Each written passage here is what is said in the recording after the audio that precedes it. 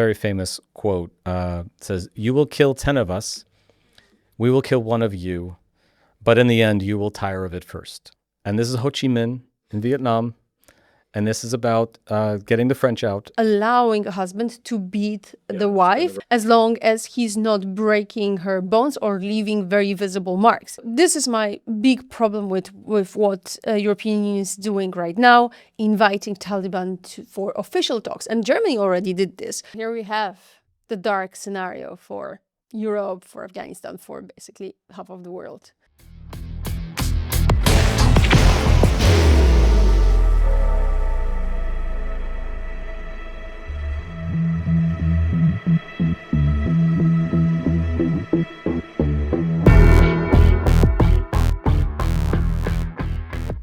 All right. And good morning, Kalimera. Yes. Good morning.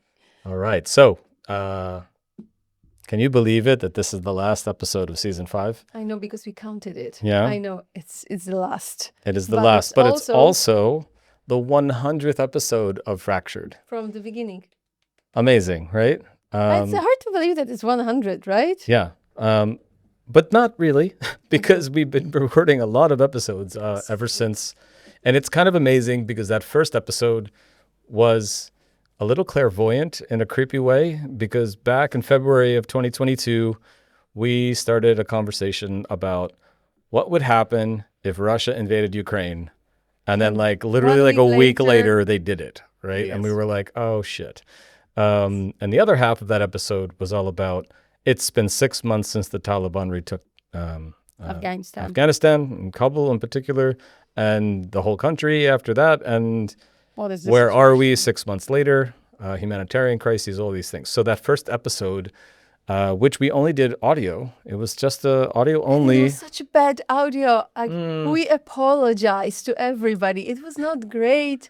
Joel was doing the podcast with us back then. He was doing it from very far away. Yeah, but we had a really interesting conversation, and it was very very important to just our kind of talk about on the topic. What would happen if, and then suddenly I think maybe even our next episode was at the border after the invasion happened, and then we were in Ukraine to further what's going on inside, hot war, and so now here we are 5 years later, 5th season ending, 100th episode about to be in the can.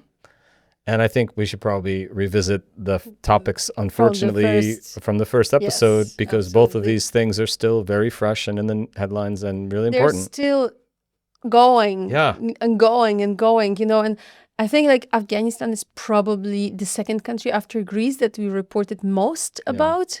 Probably, right? And Ukraine's up there too. Ukraine's been there as well, but not as many. Because, I'm sorry, but the Taliban gave us material to keep reporting. Yeah. And every 2 weeks or so, there's some horrific thing coming out of there from, new laws, new acts of human rights violations, all sorts of crazy shit. And then now you see all these people getting forced back into the country. And no one's doing anything to save these people. So shall we divide it half and half? Where do you want to start? Afghanistan or Ukraine? Afghanistan. It's always, it's high emotions, always, every single time. So lots to unpack. Do you want to take us out? I will tell you so. I revisited this first episode. And what we focused on was the humanitarian situation back then.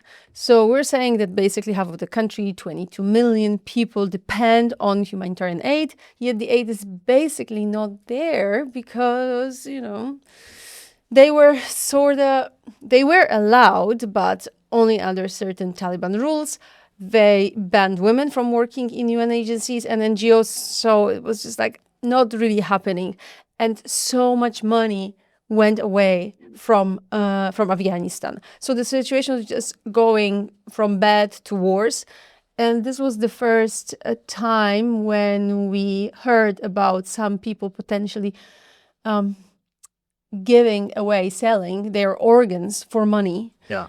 The first time, we were not really sure. The message at that point was that it's around $1,500 for a kidney. And we still don't have it really well documented by any organization because there are so few of them in Afghanistan. But journalists have documented some of them, and those are like pretty scary reports showing those individuals who sold their kidneys, because kidneys are predominantly the organs people sell. And there's even this one village in Herat called One Kidney Village, because so many people sold their kidneys there. Jesus. And it all comes from a desperate situation, because still, as I told you, when we recorded this first episode back at the beginning of 2022, there was around 22 million people depending on humanitarian aid. And it is exactly the same now, like 22.9. So nothing has really changed there, and the situation did not improve. And they collected some data, and the numbers are, they're bad. They're just bad. So if it's more than 22 million, that means that around 50% of the country really needs humanitarian aid. It's not only that people are poor, they need humanitarian aid, they are unable to just sustain without this aid. We just had this episode about the Global Report 2025 from UNHCR, and Afghanistan as a particular funded program is still in the top 5 of how much money is going to this, but that money was cut in half. The US aid cuts, all sorts of other cuts from other governments. So the amount of money in the last 5 years that has been available in the first place has been significantly slashed. And that was after, famine and all sorts of other terrible access issues. So what are droughts, there were other things happening in between. So it's not only that the aid was gone, that some of the international investments were gone, that all the money that was brought with the American soldiers and British soldiers, this was gone. Everything basically was gone. Taliban banned poppy growing when it comes to agriculture, right?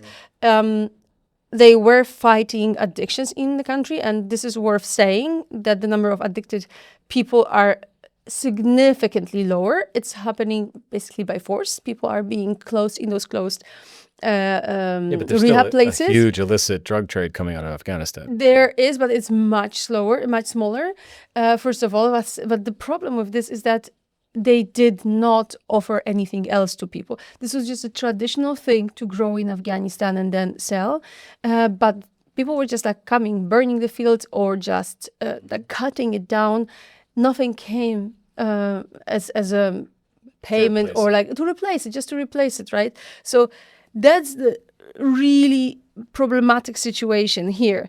And now on top of that, we have so many Afghans returning to the country. It's around 3.2 million that returned in 2025, and we know that those returns were not voluntary. We spoke about it in a previous episode when we were discussing global data, and it is predominantly a move from Pakistan and Iran, where they were basically banned, thrown back, right, to their country, gigantic lines at the border, escorted, and there's thank you very much, we don't want you in the country anymore. So this is more or less in the nutshell, obviously, about this situation, a humanitarian situation.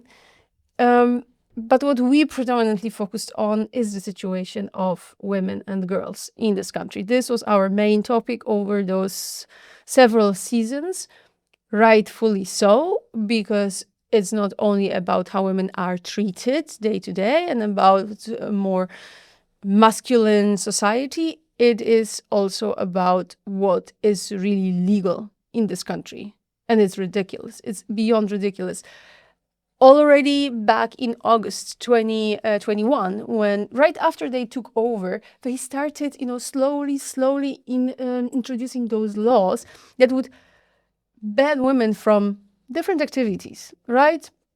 So it started with like some restrictions for education, then like some covering of women's bodies. Then it went to banning women from working for NGOs, then for working for UN. Then it came to complete ban on women education above 12 years old. Then it came to full burqas. Then it came to closing beauty salons. Then it came to banning them from any public spaces, including parks, and then like the voice of women was not allowed to be heard. Then it was like travel ban without a male companion above 72 kilometers.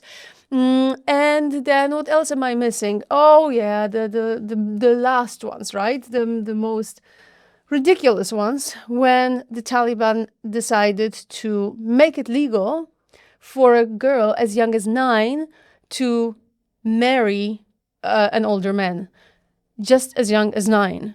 And this is above any, this is beyond any humanitarian human rights standard in the world. And there's already been this reality in Afghanistan where you've had this movement. A lot of journalists have done work on child brides and how prevalent this was during Taliban's control. But now it's the next level because it's essentially being codified into the law of the country. It was traditional for women to get married young, right? I only found this data from it's a historic estimate, even it's not the full data, that women married before age of 18, that's around close to 30%, right? It's much larger than in any other place in the world. It's a tiny percentage in European Union or America. That's a bad comparison, but anyways. Well, it's just that like in these other places, like women go to school and then they go further and then they maybe go to university or they start working for a while and then maybe make a decision to get married and then have kids. And it's very much a voluntary decision to get married and become a mother. Yes. And here it is much more forced upon them from a much earlier age. That's the role they're supposed to play in society. But as much as sometimes at some point it was more culturally forced, now it's almost like, forced because of desperate situation. And UNICEF was recording and following some cases of women who were wed off as young girls, and they recorded that. So this is the problem. They are not publishing those full data yet. So the last ones we have from 2019. So still when the Taliban were not in power. And already this was within 1 year, 183 cases they recorded, right? So that's quite... But 183 cases for an entire country doesn't sound like a government mandate. Yeah. Right? Yeah. So now you have 5 years of this government in control, and it would be really interesting to see what the numbers look like now when you have this level of it would, but like gender apartheid unfolding, being supported. Nobody really has access to do like a real full data research, data collection, monitoring. Nobody is really doing this in Afghanistan. Therefore, we have those data from so many years ago. UNICEF also collected them in 2019 again on how many children, girls, were sold as brides, right? Like really there was like money exchange, and it's not the traditional like paying for stuff for weddings and so on. It was literally like buying the work. And there were like 10 cases back in 2018-19. So the question is, how many are there now given this horrible situation? And the economic situation has been reported by many journalists, Western local journalists.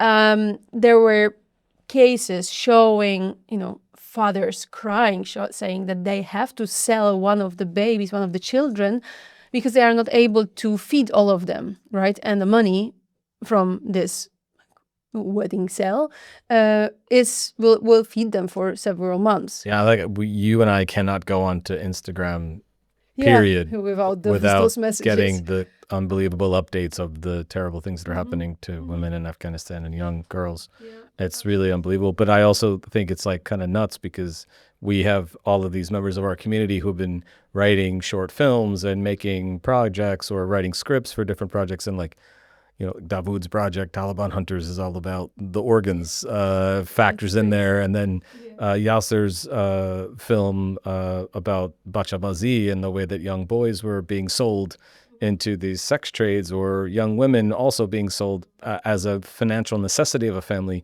Like, these stories are not fabricated. They're not fiction. It's real. It's like, and I think, everyone gets excited about like watching and reading the next book or seeing the next season of The Handmaid's Tale, but this shit's happening every day in this country for real. It's not fiction. And no one's everybody turned their back on this place in such a dramatic fashion. Except for European Union. But before, I think I have to correct myself, because I told you that it was around 3.2 million people who returned last year. It was 2.6 to 2.9 million, the ones who returned in 2025. 3.2 million is currently the number of internally displaced people in Afghanistan. It's a massive number, and it came partly from the fact that the economic situation in smaller towns, villages was so bad that people just migrated to cities to earn more money in a hope that they would earn money. But it was not happening for everybody. So people were just camping in those cities. So moved freely. When UNHCR was still very active there, they started counting people and so on. And those are the estimates that this is the number right now, 3.2 million. But like, just, UN data portal, I get lost in there all the time, dive in for some information. And if you look right now for what's going on, happening for Afghans that are being forced out of Iran, forced out of Pakistan, you're a woman, you got out of the country at some point. You're a young mother, you got out with your kids, and now suddenly you have no choice but to be forced back in, or they're stripping you of your citizenship cards, they're taking away your Omayesh, or you don't even have one. And the numbers in 2026 alone are really, really staggering. It's crazy. Like, Iran has 760,000, so to speak, registered Afghans in Iran.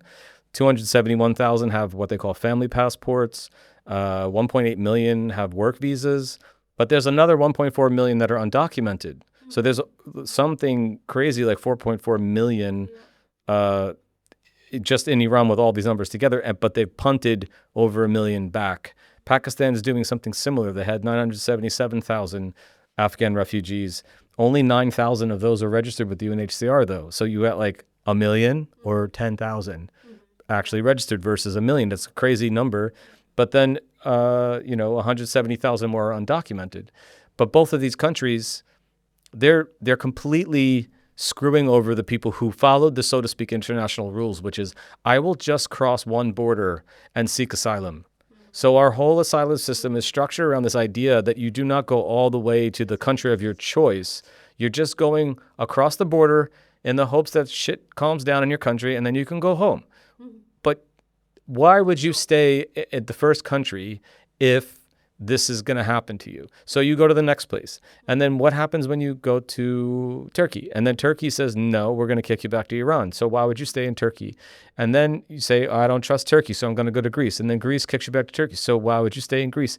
And now it's going all the way through to Central Europe. You could understand why someone would continue to move forward. And I don't think that that's really ever presented in the information, in the headlines, or in the way that the far right, skews this, and these people are coming here to take our this and take our that. Meanwhile, those numbers are really, really minuscule compared to the numbers that you see right in the immediacy of the border of Afghanistan. But seriously, if I'm a Afghan father in my family, I'm not staying anywhere near a border that I could be thrown back into that place. Absolutely. I'm going to go as far away from that as I possibly can. Mm-hmm. It's not like women in Iran or Pakistan are enjoying full freedom. No, of course they're not. But still, moving from Iran back to Afghanistan, that's a difference for a woman. Like these laws that they're passing, in Afghanistan right now, the Taliban's passing now, they're quite reflective of the laws that are being enforced against women in Iran. So the question becomes, if the world continues to ignore this situation and allow this to unfold, or dare they even normalize relations with the Taliban or recognize them at some point as the actual government of the country, just simply because they are the ones in charge, what is this country going to look like in 30 years, in 40 years? Is it going to be what Iran is now for the people inside after 47 years? Is that what we're going to have there? Much worse. It's going to be a lot worse. I mean, it's worse now than It's it is already in worse. Iran. It's already I worse. forgot to mention like the most outrageous law that they introduced a few months ago, the one allowing a husband to beat Yeah, the I was gonna wife remind you as of that long one. yes, thank you, as long as he's not breaking her bones or leaving very visible marks. Yeah, but he's got the right to Yeah. to beat her Yeah. like she's like he owns her or something. Yes, absolutely. And like those pictures of like men, Taliban walking around with a whip. Yeah. You know, that's like horrible. Like there are more and more images coming from Iran of women being whipped. Well, It's just and it's extremely shocking. But they're shooting them too. Image. And they just assassinated a UN worker. Like, this is like unbelievable shit. And we're kind of quiet about it as an international community. Like, no one's really saying shit about this. So this is my big problem with what European Union is doing right now, inviting Taliban for official talks. And Germany already did this. Yeah. Because they want one thing from them, to take Afghans, the ones who have rejections in their asylum, to take them back. And it's such a small number. Oh, it's ridiculous. It's ridiculous. It's ridiculous that this is, it's very hard to deport people. Let's be honest about this. If somebody got a rejection for whichever reason, the country has to really agree to take them back. It goes through embassies and stuff like that. So this is their way of speeding up the process, probably doing it massively, no matter what was the reason for rejection, because very frequently the reasons are like some criminal record. And, you know, if you have criminal records still from the times Taliban ruled before the Americans got in, that's a questionable record, right?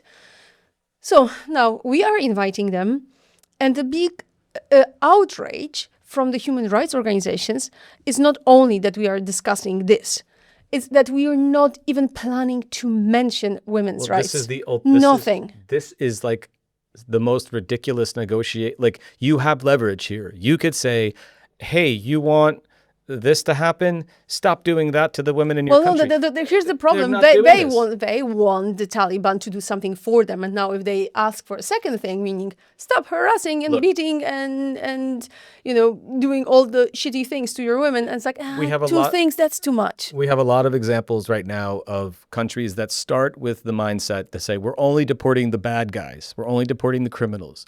And then suddenly you see all these regular innocent people getting swept up. Even citizens of the United States are being swept up in these crazy raids and deported to El Salvador, and they're American citizens. Like, really, like, do you think that this is going to be better than that? That's an actual, like, you know, quote unquote democracy that is like just ignoring all the rules, and then they're not even bringing those people back when they realize they fucked it up.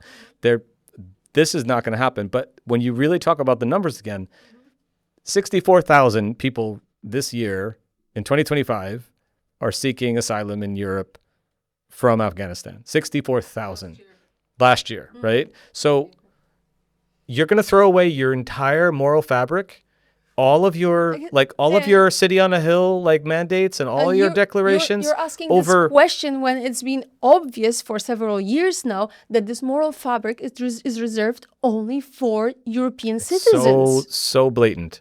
It's so blatant. This is ridiculous. This is a Nobel Peace Prize winner, right? It's really, like, what's happening to those Nobel Peace Prize winners? Aung San Suu Kyi, you know, this is basically allowing massive executions of Rohingya, European Union not caring about human rights, the beacon of human rights. It just went so far. We're allowing far right to rule our morals right now. Those motherfuckers will never vote for these politicians who are bending the moral compass away from their own stated goals. They are supposed to be center right, center left, center whatever. But the people who they're trying to get the votes from will never vote for them. This is just the ultimate, like, ridiculousness to make these types of concessions to radical members inside your own country, inside your own parliament, to see what the European Parliament turned into last week with all these people screaming and shouting. It was so ugly. Yeah. It was really, really unbelievable to see what the presence they have and how loud and how brash and how, like, unapologetic they are for what they stand for to send all these people back.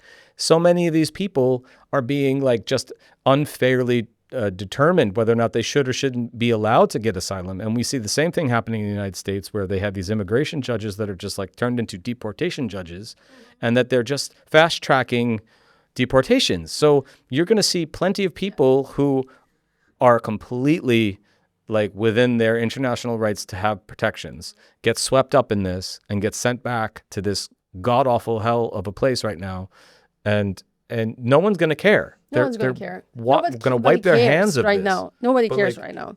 This is From just the like one of the most decision-makers, disgusting right? things that's unfolding. It's just like, I remember back in the day, we had so many Afghans on Lesbos, and we used to throw around the terms of human rights and all these things, and then they would laugh. They would literally laugh about it.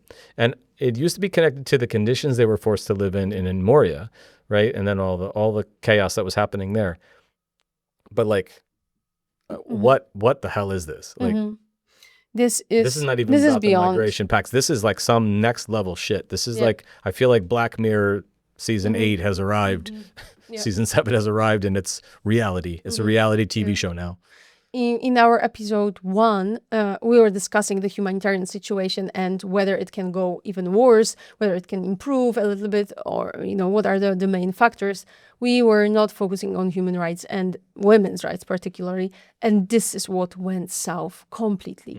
Is there anything else that they can come up with? It's already like beating is allowed. Women are banned from almost everything public. Yeah, the timeline we have on our website about all the things that have happened. Oh, I'm gonna add it to the show notes. It's really deplorable to see. Yeah.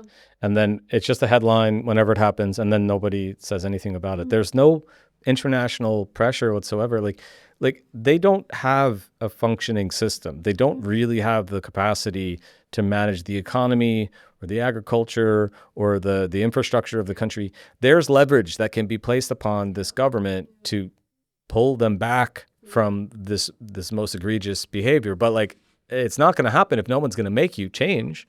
And we see that in the other theater that we're going to talk about today with the war in Ukraine. Like there's, right from the beginning back, again, our argument before a single Ukrainian refugee crossed into Poland, there was plenty of room for the international community to not appease Putin. But they didn't. And they let it get to this place where we are now. That's a nice transition to the You second like what topic. I did there, huh? Yes.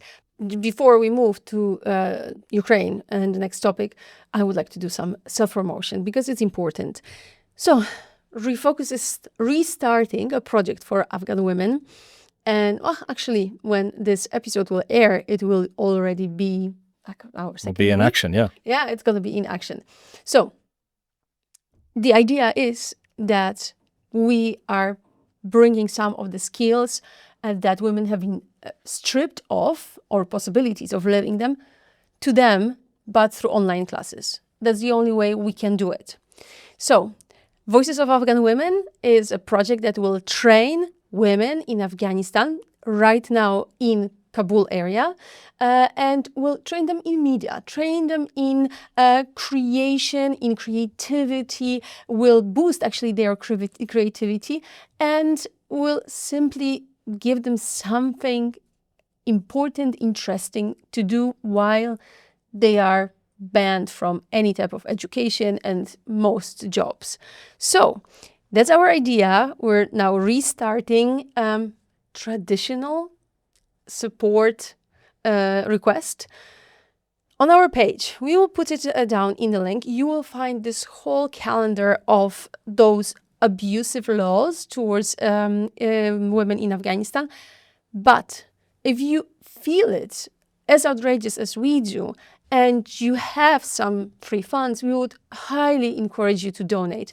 And we very frequently get this comment that like, oh, okay, I cannot donate more than 10 euros. You know what? That we can get internet for those women for 10 euros for the whole month, even more actually. So it all matters, right? There are costs that we really have to have, even though so many people work for free on that. We don't want them to work for free, especially that those are women, for other women, refugee women who are here in Europe, training women in Afghanistan. So please, please, please support. We will report on the progress, hopefully very soon. And we're proud of this project, right? Yeah. We are very proud of this, and we hope to continue. And the point here is also that the members of our community who are Afghans and are Iranians, are Farsi speakers, are like people who have gone through our training programs, who make films with us, who were editors and part of the podcast team when they were here in Greece.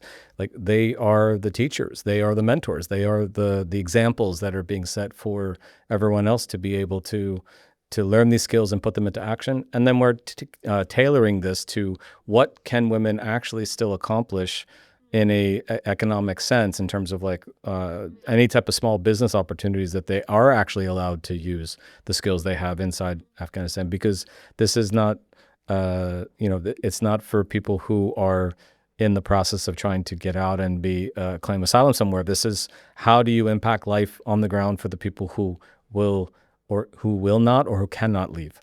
And so it's really important that this is a full circle program for us, because it gives our community members a chance to make an impact inside their own country situation. And I think that's something that really weighs on them heavily. They feel they have a survivor guilt that they're out of the country and they can't change anything, but they can. And we're trying to enable that to happen. They're doing it right now. And they are doing it. Absolutely. The first pilot program was awesome, and now we're... High five for that. Yeah, seriously. It's great. Good. Okay, moving back to Ukraine. Okay. So I kind of wanted to start this section with just a little bit of a historical grounding and a quote, and the idea that if you take this back to, before we were, really alive, you have a very famous quote. It says, "You will kill 10 of us.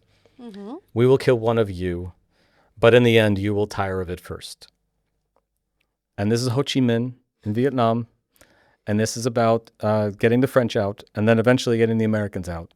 And if we've seen anything through the history of the last, 6-7 decades, it is proven true every time. It's a very interesting comparison. Very much proven true in what happened with the Taliban. It would be proven true if there was to be a ground invasion in Iran. It is proven to be true in all of the other spaces where you have this local resistance to any type of outside force coming in, and it is very true in what's going on in Ukraine. If you look at the casualties of numbers in terms of actual killed in action and casualties in Ukraine, it is unbelievably lopsided against Russia. It's kind of nuts. And if you want a little bit more of a historical concept, in the 10 years that Russia, the Soviets at the time, were in Afghanistan, another connection here, during that 10-year window of time when they came in, they, over the course of a decade, lost a grand total of 14,000 people, 14,000 soldiers. And they left because they couldn't handle that level of death of their soldiers. And they left. The numbers in Ukraine right now, holy shit.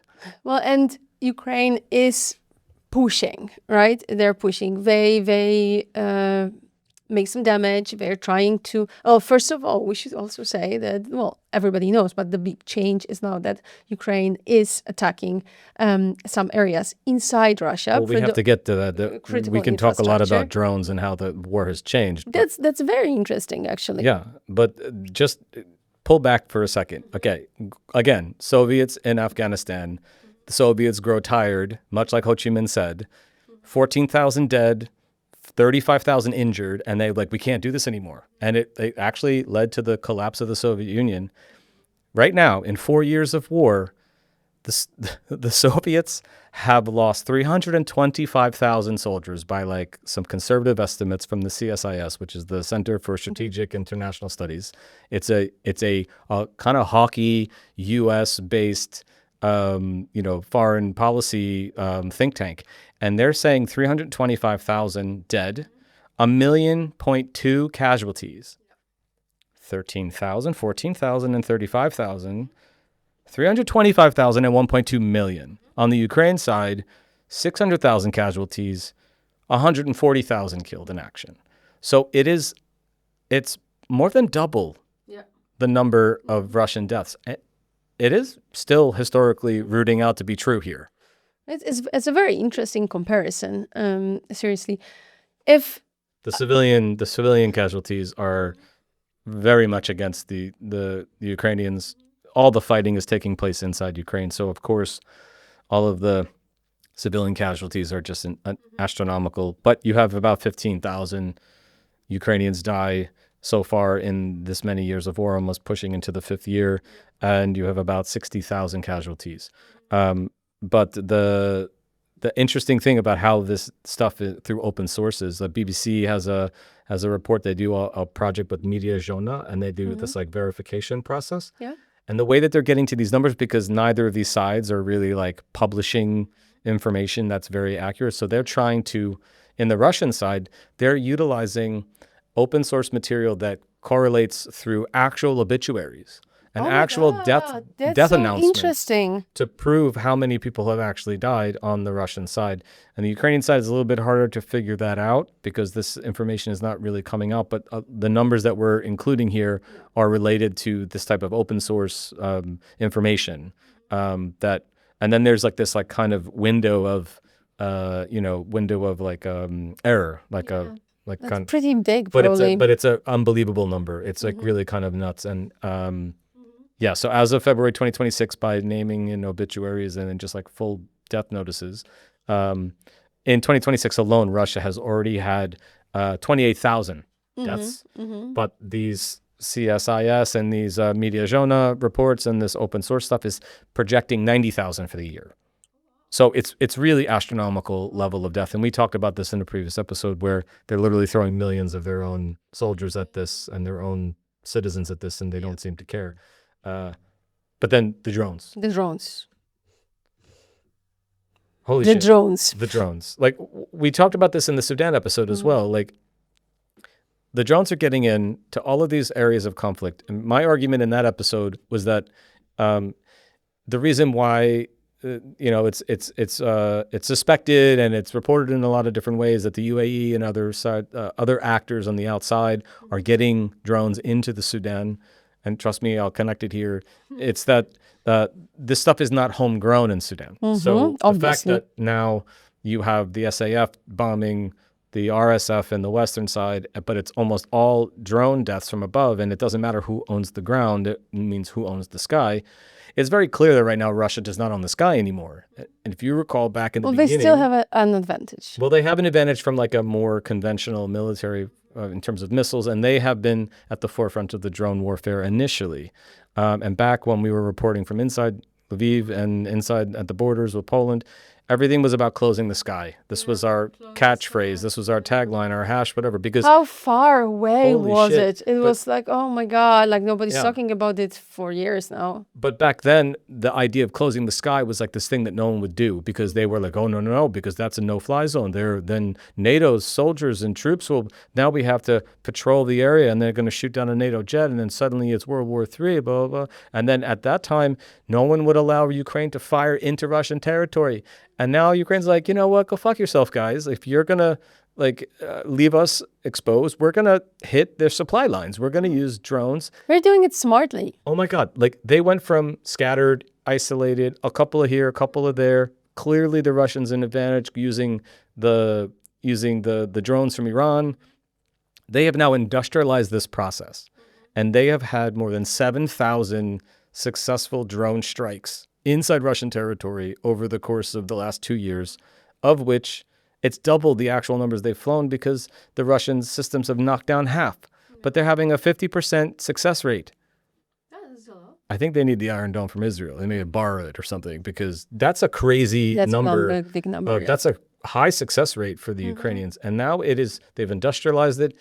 They've made it themselves. They're selling it to other countries. The know-how, and they're doing it so economically. And their range is short, mid-long, long, extra long. They're bombing shit in Siberia. Like their drones can reach thousands of kilometers right now. It's pretty unbelievable. And what you're going to see right now is... Can you imagine those batteries? Yeah. It's kind of amazing what they're really able to accomplish and how that's going to really trap the Russian soldiers in this attempt for like a summer offensive, where you see the highest level of fighting in the summer months because there's drier ground and it's a faster movement and it's much more conventional like warfare on a front line like in the Donbass. But right now the Ukrainians are not only bombing Moscow, at a time when they're having, or St. Petersburg when they're having like big international conventions, or the stupid celebration of fighting back the Nazis every and the year, Second that World they War. were afraid to even bring out their military. They couldn't even show off their shit anymore.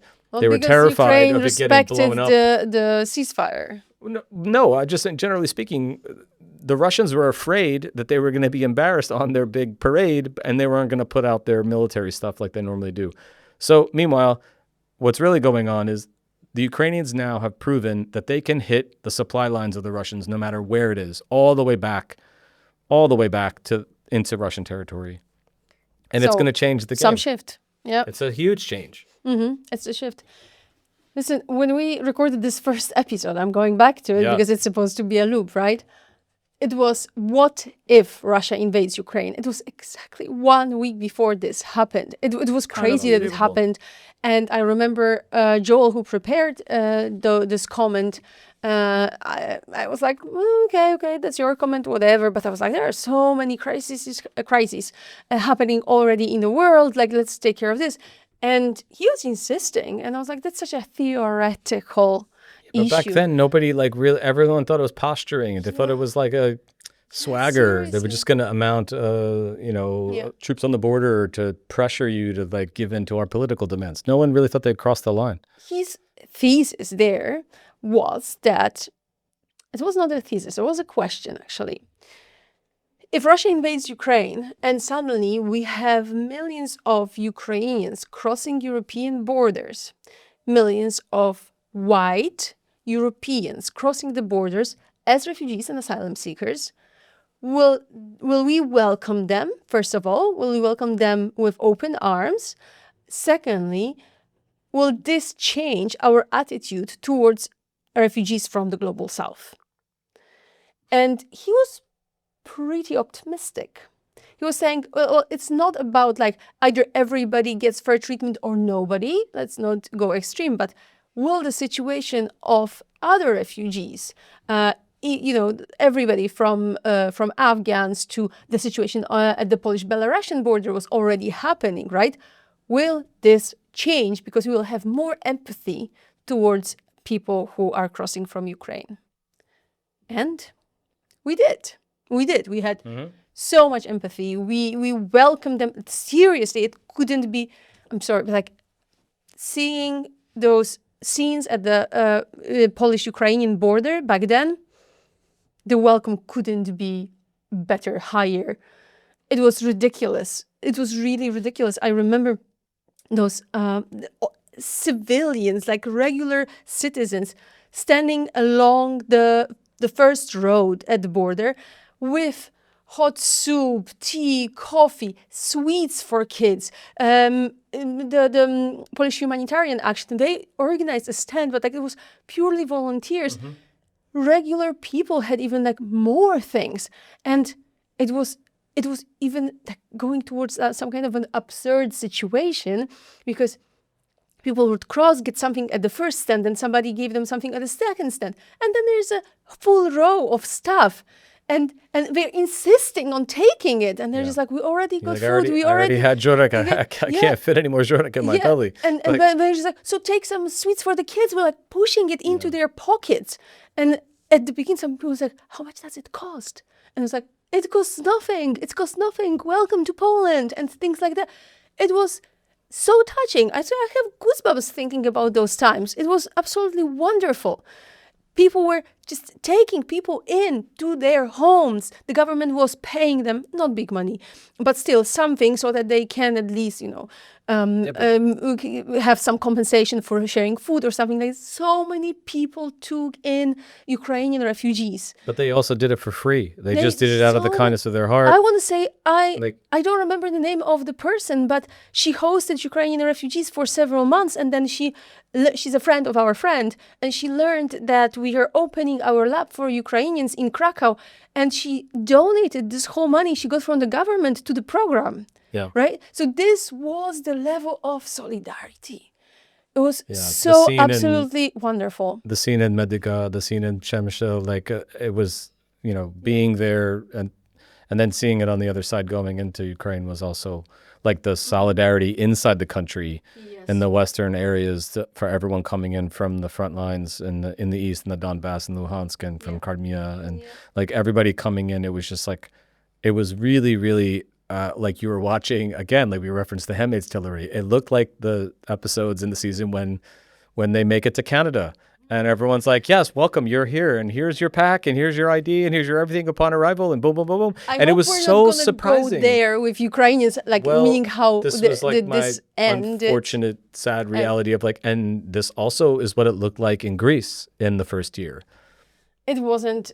But it was a transit scenario. You had people on Lesbos, you had people on the islands moving, people saving them in the sea, bringing them in, towns being nominated for the Nobel Peace Prize, like just unbelievable solidarity, help the people, save the people, bring them in, and then help them on their way. And then the same thing all the way through Serbia, all the way to Munich, all the way into Germany. Everyone was so supportive in the first cycle, the first phase. And now here we are. What does it look like in Poland now? Here we're 5 years in. Exactly. And what did it look like in Greece 5 years in? One thing happened, the other thing didn't happen. So one thing happened, meaning the support for Ukrainians dropped. It's not bad, it's not horrible, but right wing is feeding on it, definitely. And the ridiculousness that is being repeated about Ukrainian spies being in the government, now Ukrainian language being the official language of Poland, all ridiculousness. But it just reaches certain audience. And it is so strange because Ukrainians integrated in Poland and in Polish market so well. Yeah, we spend so much time with Ukrainians in every coffee shop, every cafe, every restaurant, every bar, every supermarket. They're everywhere. In big cities, but they're all speaking Polish. Yes, and they're working, and they're paying taxes, and they're living in houses and paying rent, and they're doing all of the things. There was this comparison made, like how much do they pay in taxes and social security versus how much social security they're getting. For example, we have this 800 plus for each child, right? And the comparison went like they still pay more than they get, because they have to pay taxes and they have to pay social security if they are legally employed, but they're getting something for the children. 73% of them work legally. Those are the stats we have, right? Officially, 73%. That's a lot. That's a lot success. For that. Exactly.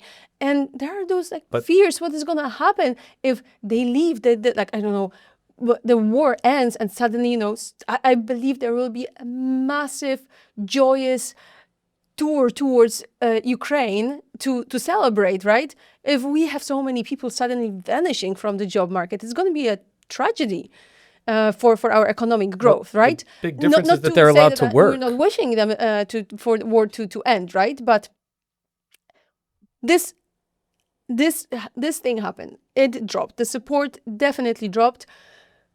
Part of the blame is obviously on those Russian trolls. They're everywhere. They are basically invading every aspect of internet right now. And we're not talking about government institutional level. We're talking about regular people bringing some kind of fear towards people who just chat on some female forums and just making comments about how Ukrainian women may behave or may not behave, and suddenly it starts spinning, So it went down. The support definitely went down.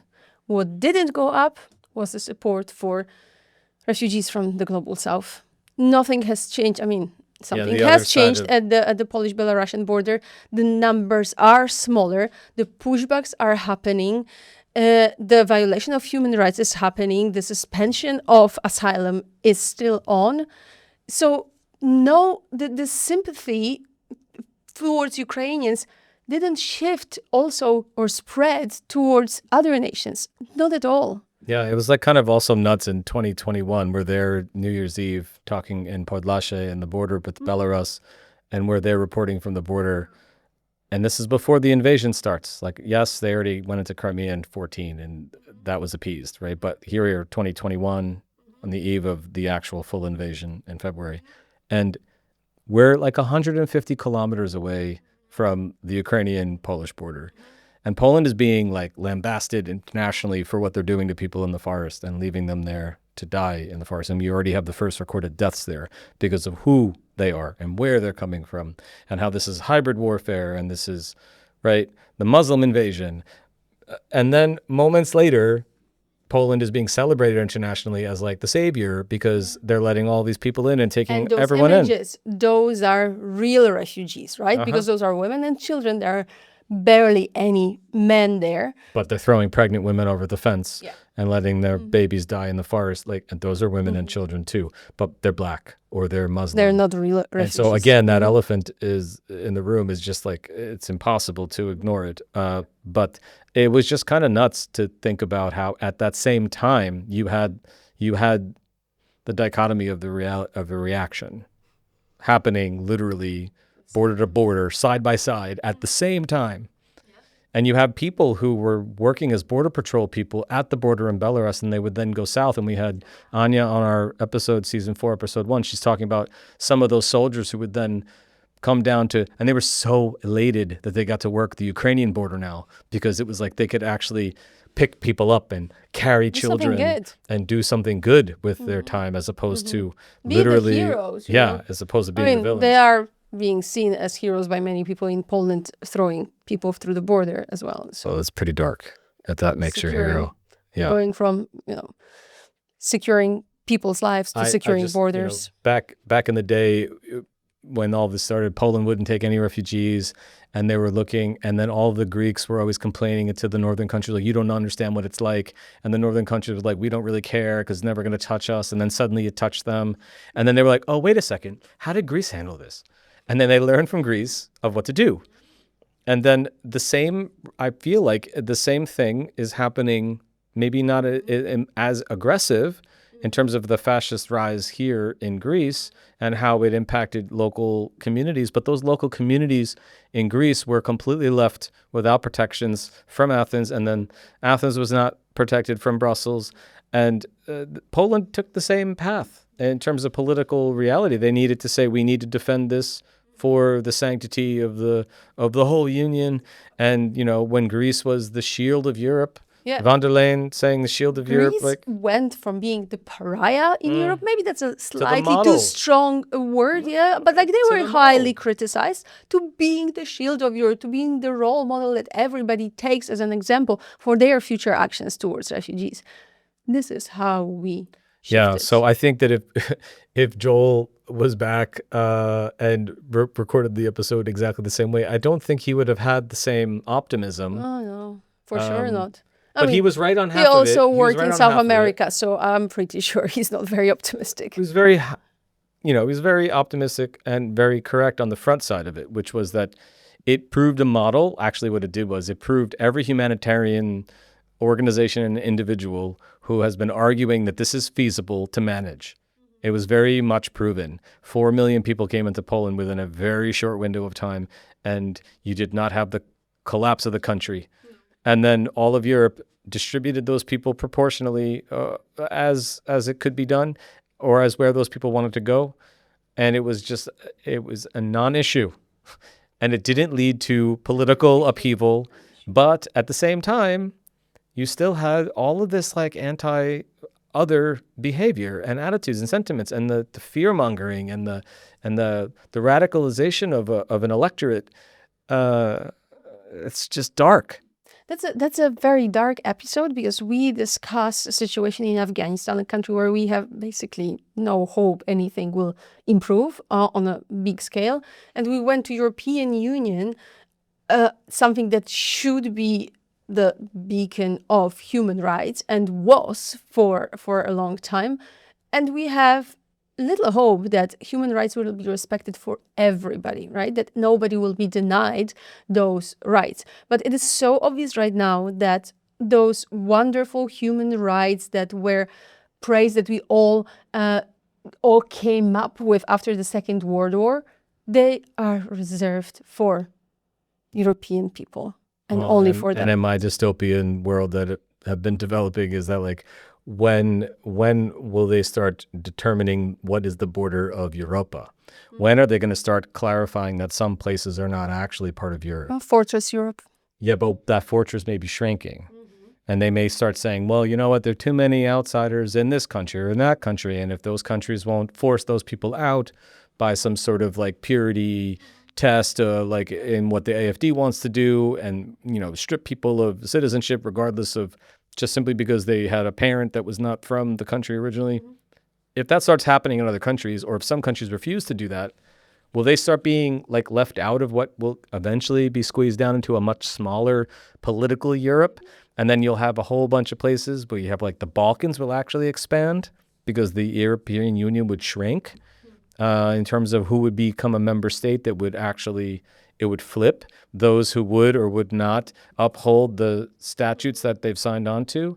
We could have a very upside down near future where what it requires to be part of Europe would be to like leave these covenants, leave these declarations, remove your signature from these requirements and responsibilities. Well, I don't know. Like, it depends on who's in charge. I really do believe that it depends on who's in charge of the country. And if you had a different person as the president of Poland right now, maybe you'd have a different behavior. If you had a different person in charge of Italy, maybe you'd have a different behavior. So the same thing. What happens now when things shift in Germany, and if AfD gets in, if Barbarella gets in, and the guy in France gets in the next election, I don't know what the political makeup of Europe becomes. So here we have the dark scenario for Europe, for Afghanistan, for basically half of the world. Well, let's leave it here because we're going only darker and darker. And you want to bring in the light of a summer break? Yes. And just summer shorts? So no, this is our last episode of season 5. But over the summer, recognizing that some people are still hungry of knowledge and information, we prepared summer shorts. Just as last year, you will see like shorter versions of our episodes from season 5. The really like catchy, interesting, intriguing ones. And if you feel like watching the whole episode, you will have a link underneath in the show notes. So the shorts are 5, 7, sometimes 10 minutes long, but they are all really interesting and provoking. So if you're suntanning on a beach and feel like you need to debate something heavy with yourself, we're there for you. And they'll come out every week. Yeah, it will come up every week. That's it. So cool. More stuff coming your way. And 100th episode in the can. Yeah. Let's go. Let's go. Thank you very much, and see you after vacation.